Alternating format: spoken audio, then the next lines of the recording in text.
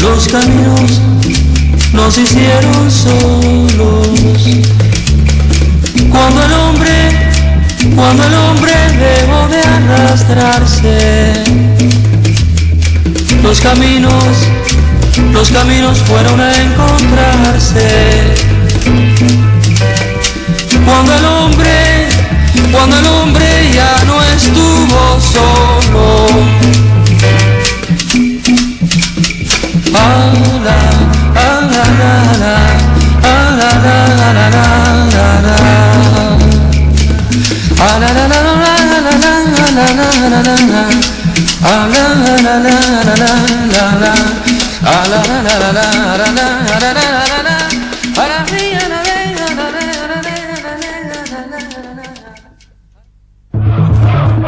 Mayo de 1968. El mundo se conmociona. La década del 60 vive su clímax. Cuba recibe clandestinamente copia del diario que el Che Guevara escribió en su campaña guerrillera en Bolivia.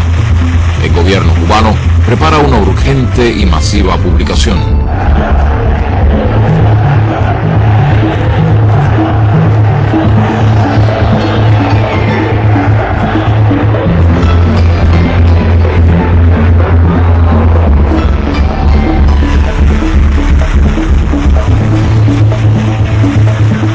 La Habana informa al mundo la edición del libro y su distribución gratuita en la isla.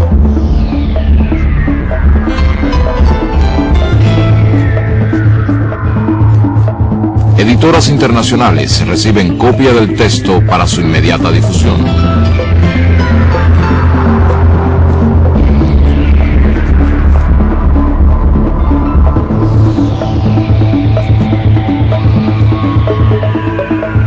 El diario permite conocer aún más la personalidad del Che. Su prestigio legendario de revolucionario consecuente se agiganta.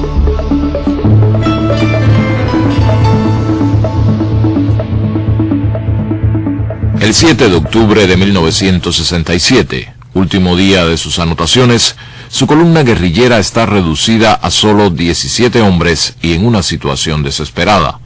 Ese día, el Che escribe: se cumplieron los 11 meses de nuestra iniciación guerrillera, sin complicaciones, bucólicamente. No había perdido su espíritu de lucha ni su aguda capacidad para la ironía. When the guerrilla outbreak came, we had already laid on a plan for a training program for what is now known as the Second Rangers. That would have happened possibly by the end of this year. Because of the specific threat which the guerrillas represented, we accelerated that program. We started the training about 5 months ago. We completed it about 2 months ago, which means a 3-month training program for the guerrillas, for the Rangers. How long have you been searching for Che Guevara, and in which countries have you been searching for him, as it were? Well, we have different people in different countries, you know, working all over, especially in Latin America and Southeast Asia and down through that way. And many of us, you know, in some of the areas that we've been in before, and never could find him, or he's always a step ahead of us. But here, I guess his luck run out.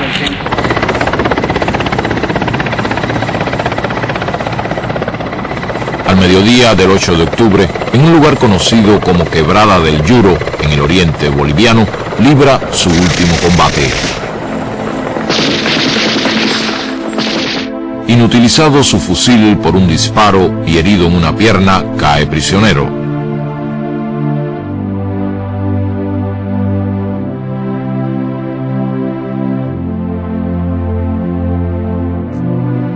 Trasladado a un caserío, se le encarcela en el local utilizado como escuela. Al día siguiente llega la orden de la capital boliviana. Es asesinado. Su cadáver es trasladado hasta el pueblo de Valle Grande, en el departamento de Santa Cruz, expuesto a la prensa y la población en un lavadero de la localidad.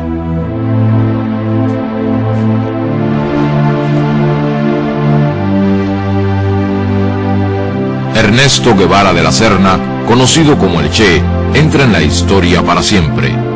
Su imagen recorre el mundo desde ese momento y hasta hoy. Tenía al morir 39 años. Argentina, 1927.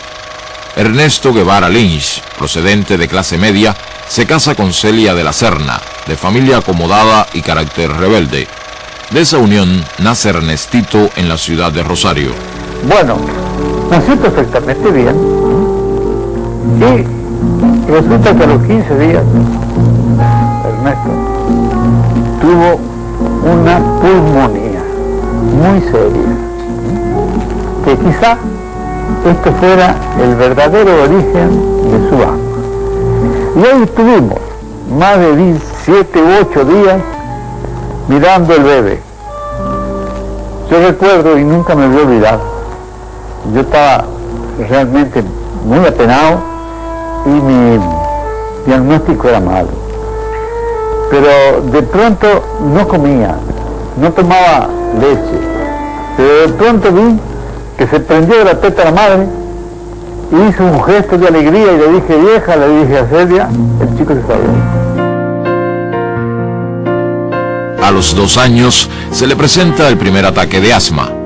Empieza así lo que en palabras del padre fue para la familia una maldición y un vía crucis. Los padres organizan la vida familiar para espaciar o atenuar los efectos de la severa enfermedad del hijo. Lo cuidan, pero no lo sobreprotegen. Ernestito aprende a convivir con el asma. No se deja vencer por las limitaciones que le impone y batalla contra ella con todas sus fuerzas, con toda su voluntad.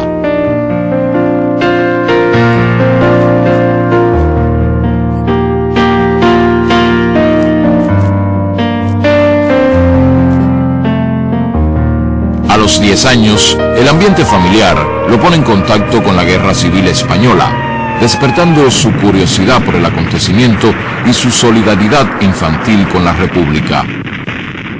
Yo en ese momento estaba en comunicación con los republicanos españoles.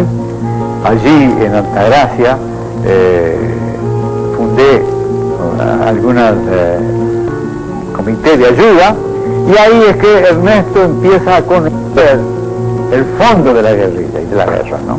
En el cuarto de Ernestito tenía todos los mapas españoles con banderillas de la guerra española.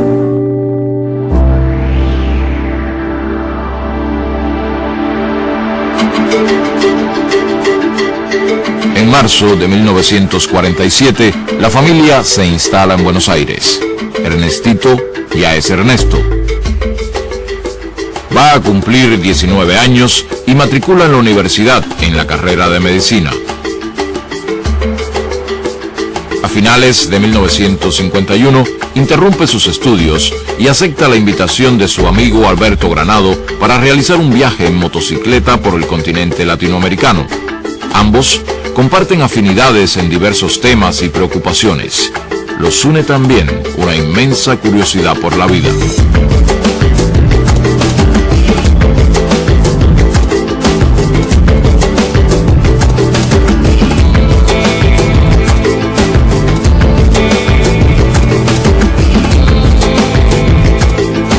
Ernesto se suma al viaje en un momento en que busca una motivación esencial para su vida.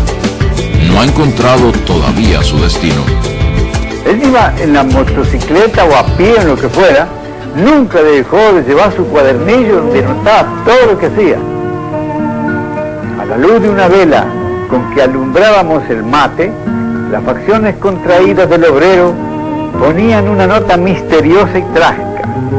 En un idioma sencillo y expresivo, contaba de sus 3 meses de cárcel, de su mujer hambrienta, de los compañeros comunistas que la policía había fondeado en alta mar, lo habían desaparecido misteriosamente. El matrimonio Aterido en la noche del desierto, acurrucado uno contra el otro, era la representación del proletariado de cualquier lado del mundo. Nos apiadamos de ellos, ya que no tenían ni una mísera manta con que taparse, y les prestamos las nuestras.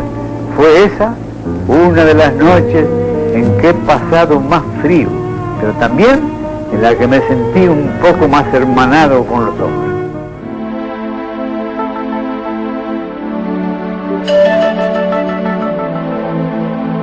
Las condiciones de vida y trabajo de los mineros chilenos impresionan profundamente a Ernesto.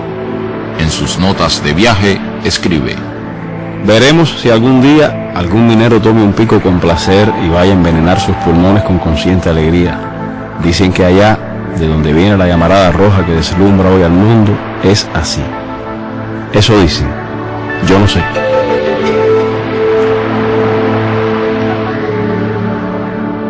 La moto no resiste las inclemencias de sus conductores y debe ser abandonada en territorio chileno.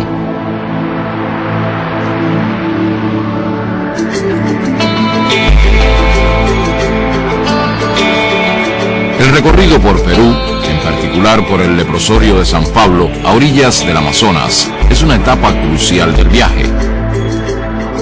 El doctor Hugo Peche, leprólogo, profesor universitario y militante comunista peruano, les apoya con una cálida colaboración profesional y humana. Cuando por primera vez lo conocimos, cuando él llegó acá al hospital de guía, la impresión que nos ocasionó, bueno, que era una persona vagabunda, ¿ya? Un trotamundo. Estuvieron con nosotros un promedio de unos 2-3 meses y trabajaron con nosotros ese espacio. Tenía un hambre, pero qué gusto da verlos comer. Parecía un hambre atrasado, se traían lo pobre de tanto viajar, ¿no? Que viajaban en el carro de las vacas, junto con las vacas, contaba él. Vestía pues ahora tipo hippie, ¿no? Que ese tiempo no se conocía el hippismo, porque todo cochinito, ¿no? Mal vestido que habían venido. No tenía pues que ponerse, no tenía ropa ni nada, entonces había un terno de mi marido, entonces se lo regalé y después se lo puso. Creo que un factor aglutinante y además decisivo en esa vocación científica de todos los trabajadores de la letra era la presencia y el ejemplo del doctor Hugo Peche, porque yo considero una persona que tanto a mí como al Che, como al futuro Che, nos marcó para siempre en lo que debía ser un intelectual, un científico y un trabajador de la salud. Cuando ellos ya salían de San Pablo hacia Leticia, el doctor Besani ordenó que se le hiciera una pequeña balsa de palos flotantes y yo agarré una plancha de Eternit y una brocha con pintura, le puse mambo a un lado y al otro lado tango. Entonces eso flotaba de acuerdo al viento, ¿no? Salía un momento tango, mambo. La despedida que estos enfermos nos hicieron al Che y a mí en San Pablo pasó de todo lo imaginable. Para mí es uno de los recuerdos más hermosos que tengo en mi vida, y tengo muchos recuerdos hermosos. En ese tránsito, el viaje nuestro, y sobre todo esa estancia en Perú, donde encontró tantas diferencias sociales, creo que eso le ayudó a él también a tener una visión más certera de cuál era su futuro. 8 años después, Ernesto le hará llegar su recuerdo al doctor Peche.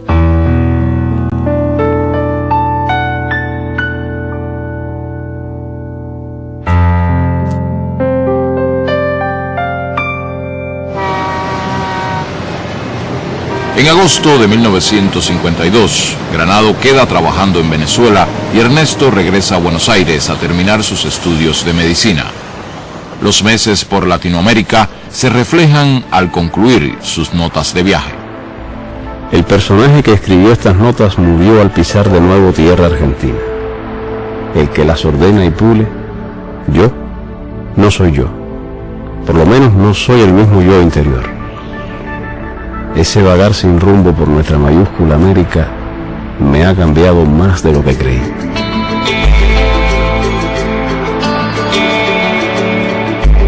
En marzo marzo de 1953 se gradúa de médico con una tesis sobre alergia. La familia está feliz. Es llamado al servicio militar obligatorio, pero lo declaran no apto. Entonces comunica a sus padres una decisión irreversible. Se va a Venezuela a reunirse con Granado.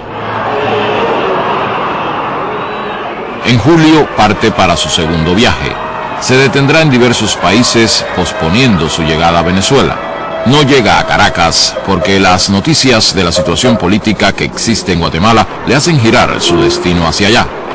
Guatemala vive sin saberlo los últimos meses de vida del gobierno democrático de Jacobo Arbenz y de su proyecto de reformas, imprescindibles para el país, pero inadmisibles para la oligarquía local, la United Fruit Company y el Departamento de Estado norteamericano. Le llegan preocupaciones y sugerencias familiares para que acabe de organizar su vida como médico. Ernesto responde: En Guatemala podría hacerme muy rico, pero con el rastrero procedimiento de revalidar el título, poner una clínica y dedicarme a la alergia. Aquí está lleno de colegas del fuelle. Hacer eso sería la más horrible traición a los dos yo que se me pelean dentro: el socialudo y el viajero. Ernesto conoce a Hilda Gadea, exiliada peruana. Establecen una amistad que devendrá relación íntima. En carta a sus padres, ante el avance de la crisis guatemalteca, les escribe: Los últimos acontecimientos pertenecen a la historia, cualidad que creo que por primera vez se da en mis notas. Hace días, aviones procedentes de Honduras cruzaron la frontera con Guatemala y pasaron sobre la ciudad en plena luz del día, ametrallando gente y objetivos militares. Yo me inscribí en las brigadas de sanidad para colaborar con la parte médica y en brigadas juveniles que patrullan las calles de noche. Hace amistad con Ñico López, exiliado cubano estrechamente vinculado a Fidel Castro.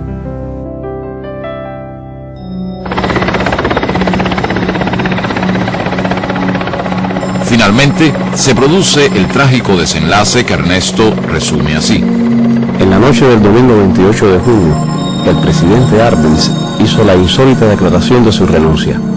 Denunció públicamente a la frutera y a Estados Unidos como los causantes directos de todos los bombardeos y ametrallamientos sobre la población civil. El presidente dijo que hacía esto llevado por su deseo de impedir que los norteamericanos llegaran a estas tierras como amos. Me dormí con un sentimiento de frustración frente a los hechos. El nuevo gobierno, encabezado por el coronel Castillo de Armas, desata una represión feroz. Ernesto se asila en la embajada argentina, pero rechaza regresar a su país en el avión que envía el gobierno del general Perón para repatriar a los exiliados. Partirá hacia México. En carta que envía a su madre, a poco de llegar a la capital mexicana, deja ver su estado de ánimo de aquellos días. En cuanto a la amargura que ves en mis últimas cartas, es probable que sea cierto. Pero yo no lo noto sino en cierto escepticismo frente a cosas en las que antes veía algo bueno. Mi más completa decepción es frente a algunas situaciones ni fu ni fa de las cuales creía que se podía sacar algo. Ahora me convencí terminantemente de que los términos medios no pueden significar otra cosa que la antesala de la traición.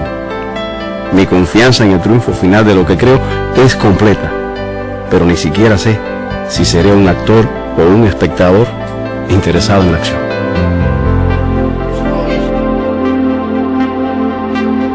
Hilda Gadea llega a México y reanudan sus relaciones. Se reencuentra con Ñico López y a través de él conoce a Raúl Castro. Este acaba de llegar de Cuba después de salir de la cárcel amnistiado junto con todos los participantes en el asalto al cuartel Moncada. Poco después, Fidel Castro arribará a la capital mexicana.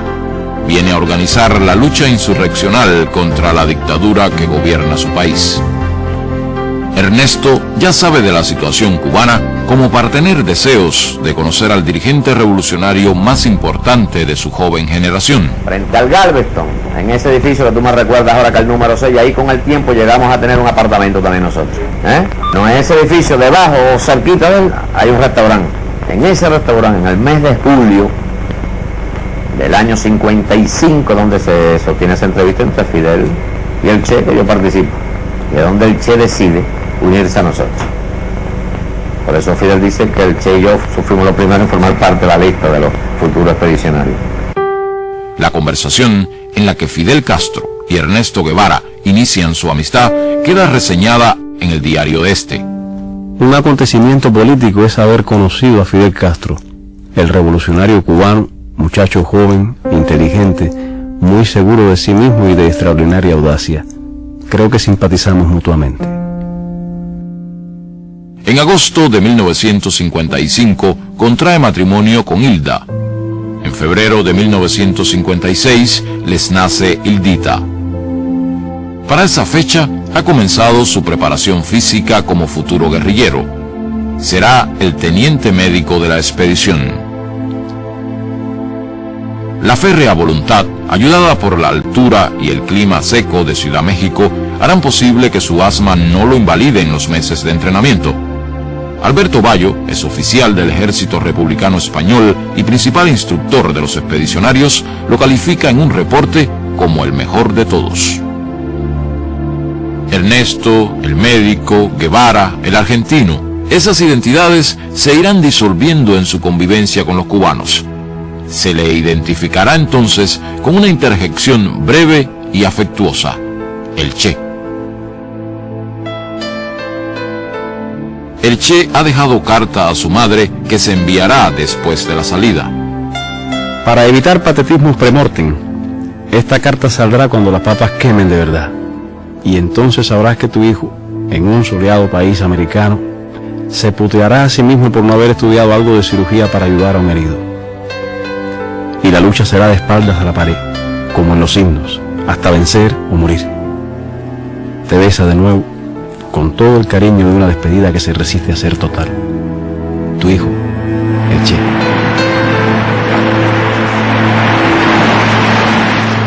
El 25 de noviembre de 1956, el yate Granma parte hacia Cuba con 82 hombres que comanda Fidel Castro. Al amanecer del 2 de diciembre, los expedicionarios pasan del Granma al Pantano y el Mangle de la costa sur del oriente cubano. El Che desembarca sufriendo un ataque de asma. La presencia del yate es informada a los mandos militares de la región. La movilización de tropas hacia el lugar es rápida y eficiente.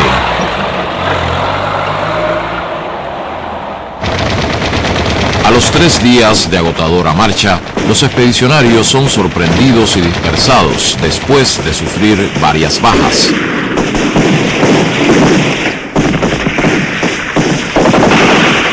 El desorden de la retirada es de tal magnitud que todo parece que va a terminar en el comienzo. El ejército los persigue durante días. Muchos de los que se entregan o capturan son asesinados. Después de 3 semanas de total incertidumbre, Fidel Castro reagrupa a una pequeña tropa con 7 fusiles y 12 hombres. El Che Guevara es uno de ellos.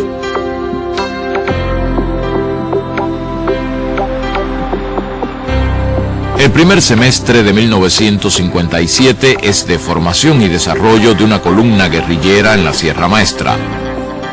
La tropa se refuerza con la incorporación de campesinos y combatientes urbanos.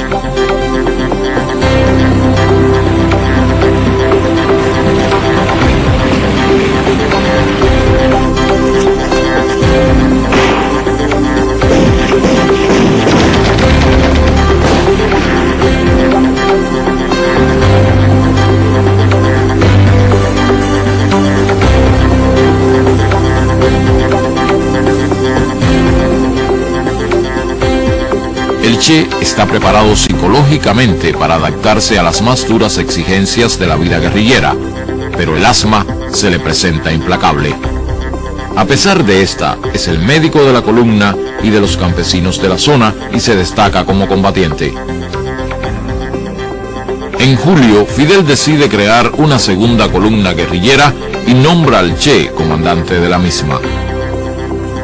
La dosis de vanidad que todos tenemos dentro hizo que me sintiera el hombre más orgulloso de la tierra ese día. Hoy aprovecho la oportunidad de la visita de un periodista cubano para dar al pueblo de Cuba el primer saludo que tengo oportunidad de dar. De un pueblo que he decidido defender, conociendo solamente a través de la acción y del pensamiento de nuestro jefe Fidel Castro. Los meses que siguen le permiten desplegar su capacidad organizativa, su valor e inteligencia como jefe guerrillero y una especial sensibilidad humana y política para las relaciones con el campesinado. Aquí Radio Rebelde, órgano del movimiento revolucionario 26 de julio y del Ejército Rebelde. En agosto de 1958, el Ejército Rebelde derrota la ofensiva del ejército batistiano en las montañas orientales. Fidel decide lanzar inmediatamente una contraofensiva enviando 2 columnas de sus combatientes hasta las montañas del centro de la isla. Una es comandada por Camilo Cienfuegos, la otra por Ernesto Guevara.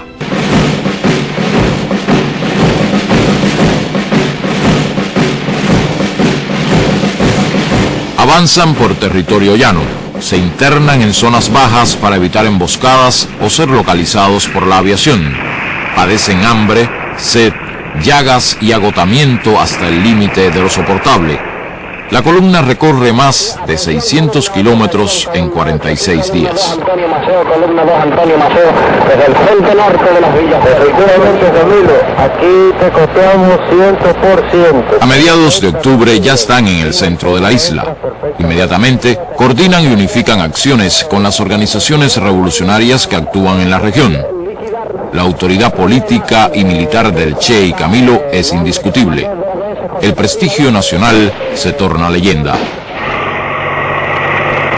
El Che encabeza en el centro del país la ofensiva final contra la dictadura. Comanda las tropas rebeldes que atacan Santa Clara, capital provincial, y a un tren blindado que transporta importante cargamento de armas para el ejército.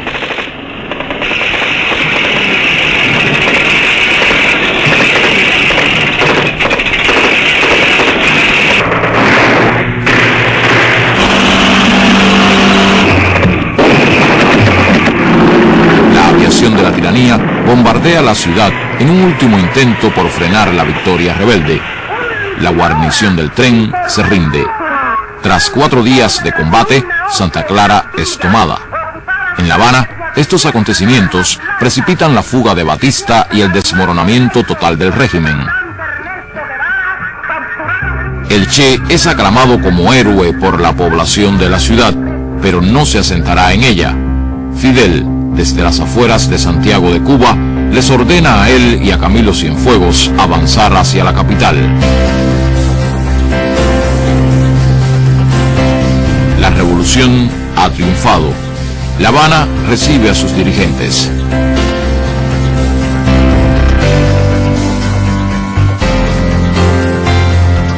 Ernesto Guevara, que acaba de entrar por primera vez en la capital cubana, es uno de ellos.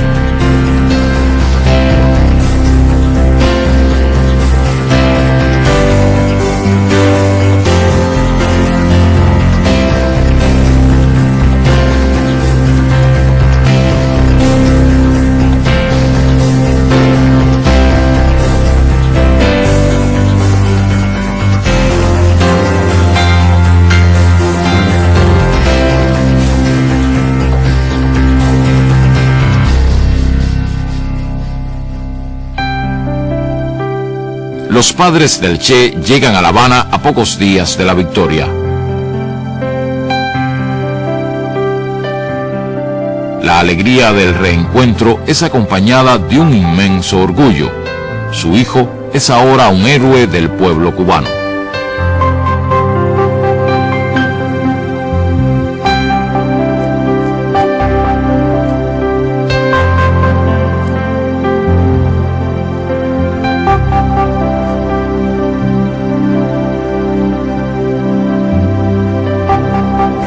Y me acuerdo de que le dije, ¿qué va a ser de tu vida?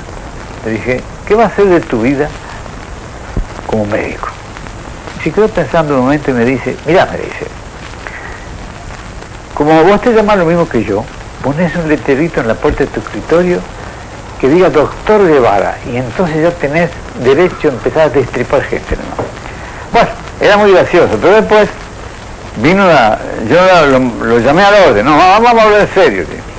Y me dijo esta palabra más o menos, no sé en qué lado del mundo dejaré los huesos. La revolución constituye tribunales para juzgar a los criminales de guerra, torturadores y cómplices de la tiranía. Los grandes medios de información norteamericanos manipulan la imagen de los juicios y crean la primera campaña propagandística contra el gobierno revolucionario. El Che es uno de los dirigentes que supervisa la aplicación de justicia.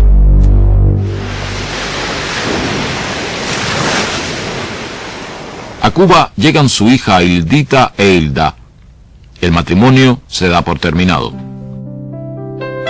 Un acuerdo del Consejo de Ministros otorga la condición de ciudadano cubano de nacimiento a todo extranjero que haya luchado contra la tiranía de Batista durante 2 años o más y ejercido durante 1 el grado de comandante.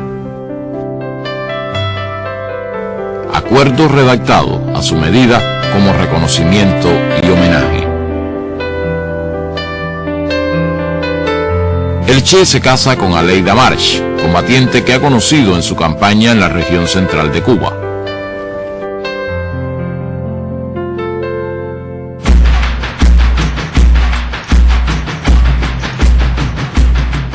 Muy pronto comienzan las presiones y amenazas de la administración norteamericana, motivadas por la aplicación de una ley de reforma agraria que afecta a importantes propiedades de compañías latifundistas en la isla. Ejerció distintos cargos, cada vez que hacía falta un hombre serio para un cargo importante, el Che se prestaba para ese trabajo. Se le nombró director del Banco Nacional, en un momento que aquellos técnicos especialistas en banco, pero inconsistentes políticamente, abandonaron el país y se fueron, se le designó presidente del Banco Nacional. Después hicieron bromas y anécdotas, que si se había preguntado por un economista, y el Che se ofreció, y si tú eres economista, y no, yo soy comunista.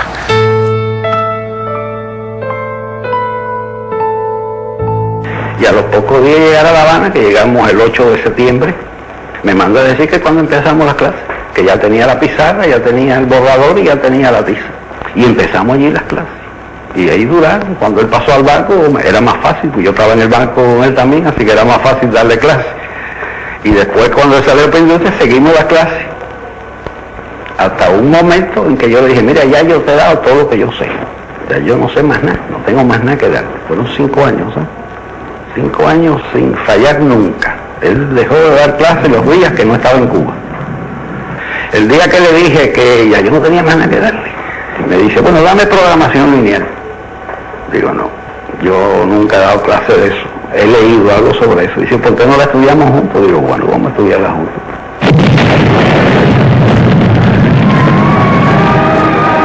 A principios de 1960, se incrementan acciones terroristas para amedrentar a la revolución.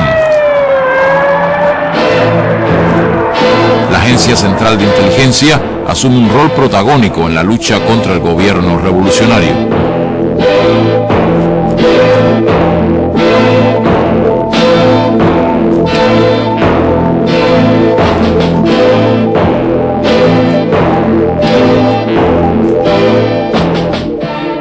Yo voy paneando mi cámara lentamente y en ese momento cuando vengo con el paneo aparece la imagen de Che, o sea, Che estaba situado pero en un segundo plano. La cara de él me impresionó tanto cuando yo la vi en el visor, que te digo que lo que a mí nunca se me olvida es que instintivamente hice como una cosa así hacia atrás, ¿no? Me asustó, se te puede decir un poco, y al mismo tiempo asustarme, apreté el obturador.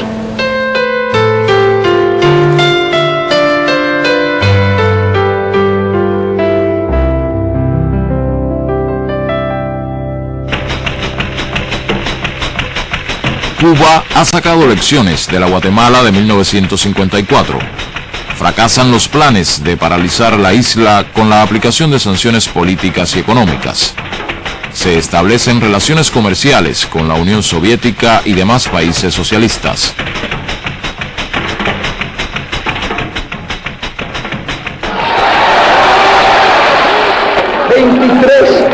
Guantánamo Sugar Company, 24, United Fruit Company.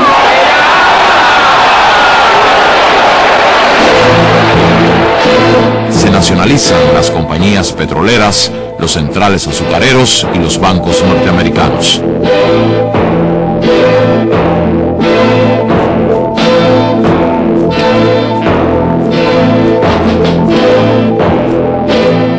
El gobierno norteamericano decide financiar y organizar con contrarrevolucionarios cubanos una invasión armada que ponga fin a la revolución.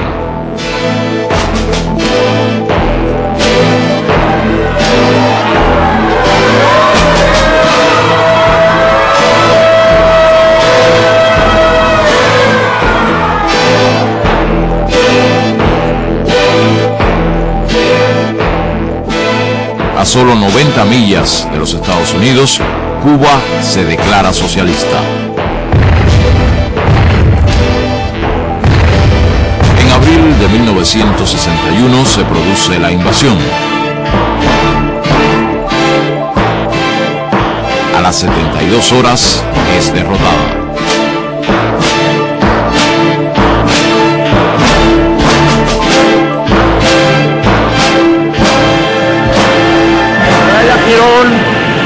Es un símbolo para todos los pueblos oprimidos. Playa Girón es la primera derrota del imperialismo en América Latina, pero también es una de las primeras derrotas del imperialismo en escala mundial. Adelante, obreros socialistas, la victoria es nuestra y donde en la mente las ideas marxistas, hoy, mañana y siempre, Cuba vencerá. El Che es designado ministro de Industrias.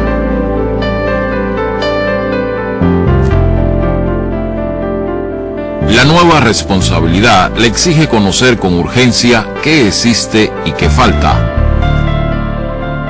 El gran reto es lograr una estrategia que impida el paro de plantas y fábricas de tecnología norteamericana como resultado del bloqueo. Necesitado de un contacto directo con la realidad, el Che esquiva la burocracia y va a los centros de trabajo a tomar el pulso de lo que sucede y lo que piensan los trabajadores. Es el principal abanderado del trabajo voluntario, ese esfuerzo adicional que sin remuneración alguna pide la revolución a trabajadores y dirigentes, buscando crear una nueva conciencia entre los intereses individuales y los de una sociedad que aspira a un ser humano más solidario. Si ustedes me permiten, les voy a empujar un pequeño versículo.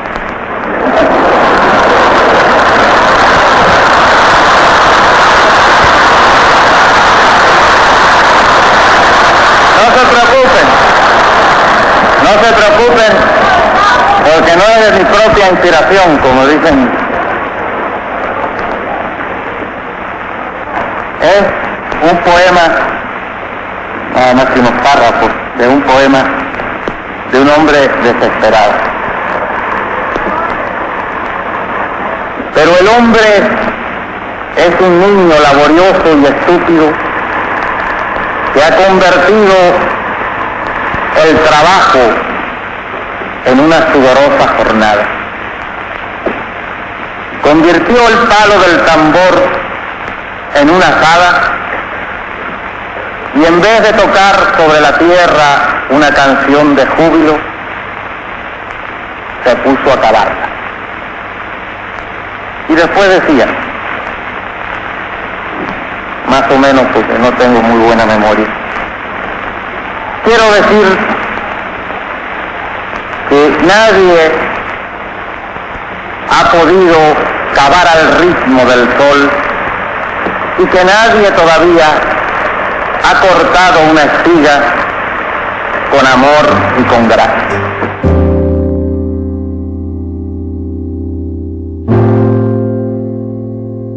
Si de joven escribía a su madre diciéndole que dentro de él se peleaban dos yos, el socialudo y el viajero, ahora pugnan el padre de familia y constructor de la experiencia cubana con el de combatiente por la liberación nacional y contra las injusticias sociales.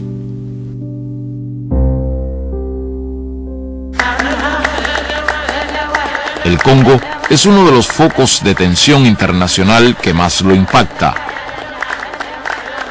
El primer ministro Patricio Lumumba es víctima de un plan secesionista estimulado por intereses neocoloniales y la administración norteamericana.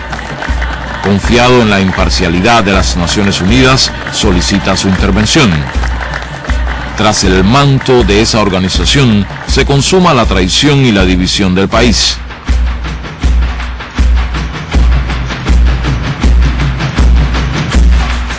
Lumumba es detenido y finalmente asesinado para impedir la verdadera independencia de su país.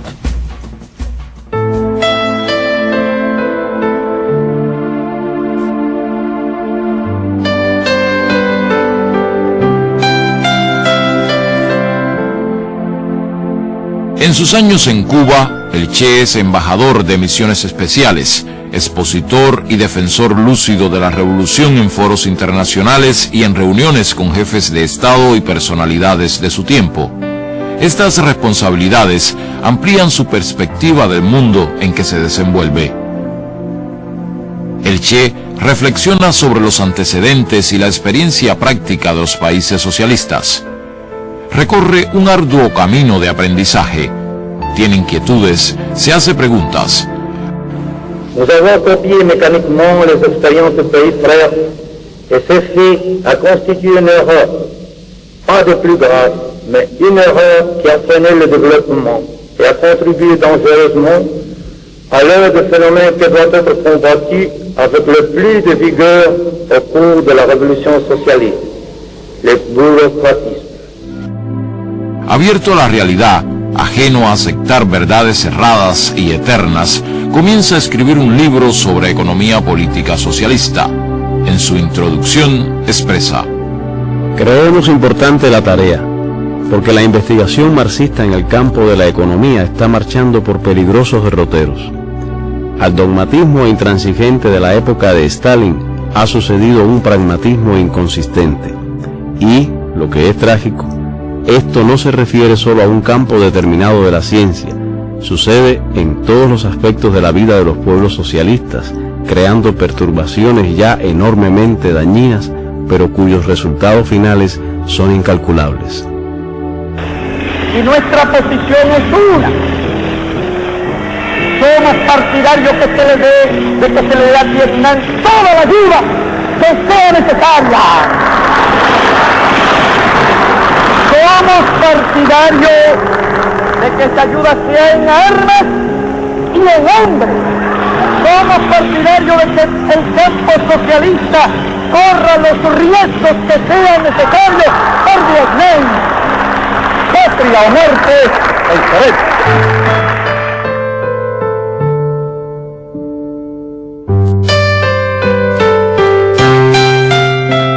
Che regresa a Cuba al día siguiente, luego de un largo viaje que lo llevó de Naciones Unidas a países africanos.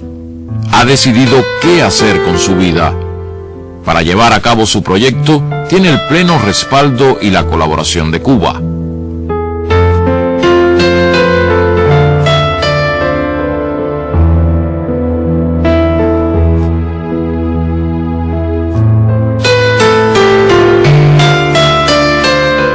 Escribe una carta de despedida a Fidel que será dada a conocer cuando las circunstancias obliguen.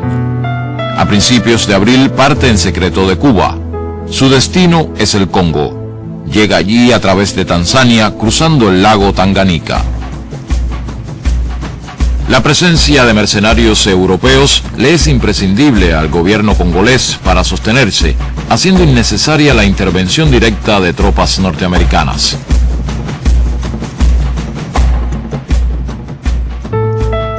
Un poco más de 100 combatientes cubanos se unen al Che, asesoran y entrenan a los rebeldes congoleses y participan con ellos en los combates contra los mercenarios y el ejército gubernamental. A pocas semanas de la desaparición pública del Che, Estados Unidos invade con 30.000 infantes de marina a la República Dominicana. La brutal intervención militar de Estados Unidos en República Dominicana, a medida que es conocida en detalle, acrecienta la indignación en el mundo. La causa es la sublevación de la población y militares constitucionalistas contra un golpe de Estado de oficiales reaccionarios. El expresidente Juan Bosch, virtualmente prisionero en Puerto Rico, denuncia las artimañas imperialistas. No importa que las fuerzas militares que invaden a la República Dominicana sean de la OEA o de Estados Unidos. Ellas son fuerzas militares invasoras.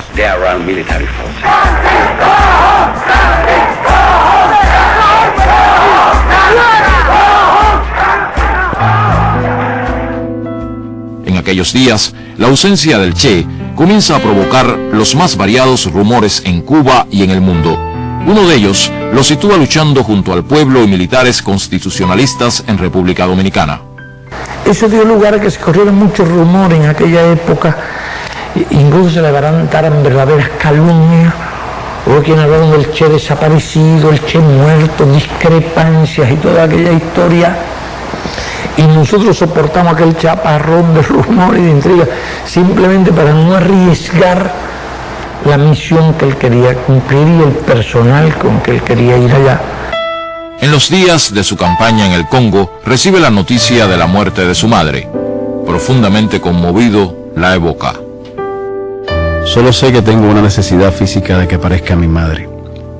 Y yo recline mi cabeza en su regazo magro y ella me diga, mi viejo, con una ternura seca y plena, y sentir en el pelo su mano desmañada, acariciándome a saltos, como un muñeco de cuerda, como si la ternura le saliera por los ojos y la voz.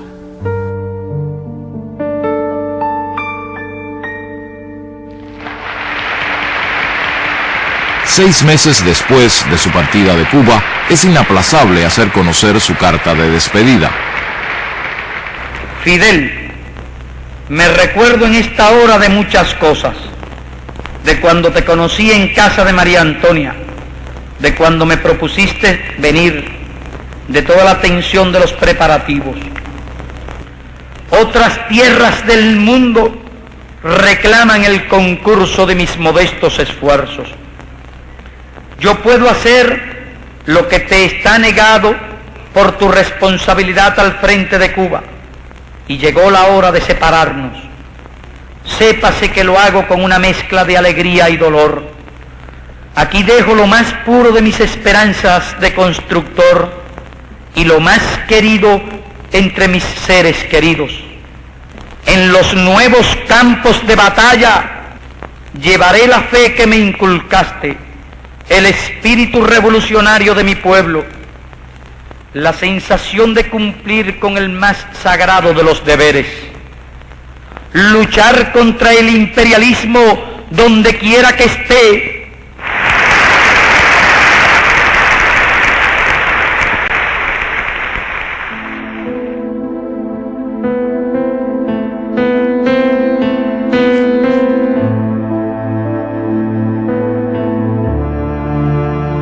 En noviembre de 1965, 7 meses después de su llegada, el Che y sus compañeros se retiran del Congo. No hay condiciones para proseguir la colaboración. La experiencia ha sido muy dura. Ha confrontado una realidad compleja y difícil en extremo. Se retira muy abatido.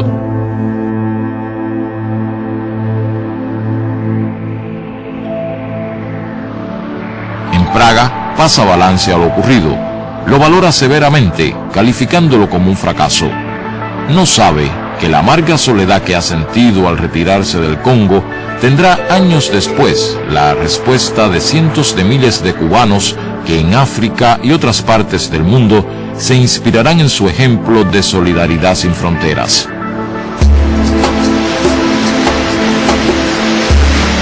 vuelve a Cuba en secreto para los preparativos de su próximo desafío. La impaciencia lo aguijonea, la del momento que se vive y la de sus años.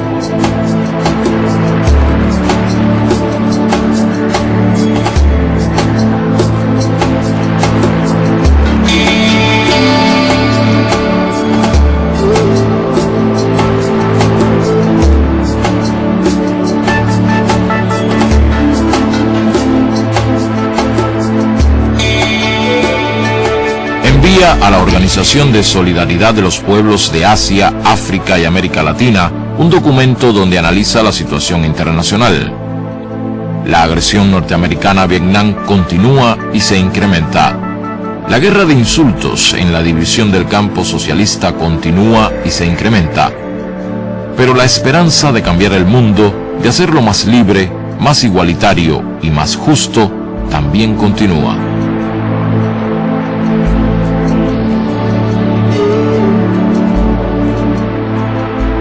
Su imagen cruza las generaciones.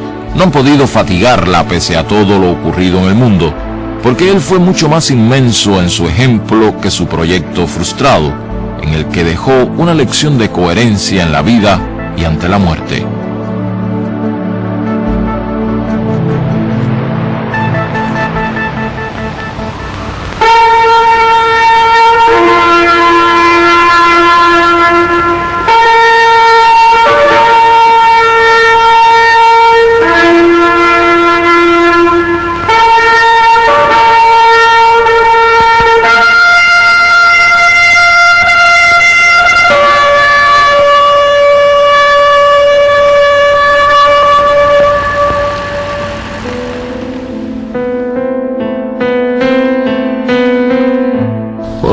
Dicen que estás muerto de veras, que te tienen al fin donde querían. Se equivocan más que nosotros, figurándose que eres un torso de absoluto mármol quieto en la historia, donde todos puedan hallarte. Cuando tú no fuiste nunca sino el fuego, sino la luz del aire, sino la libertad americana soplando donde quiera, donde nunca jamás se lo imaginan, Che Guevara.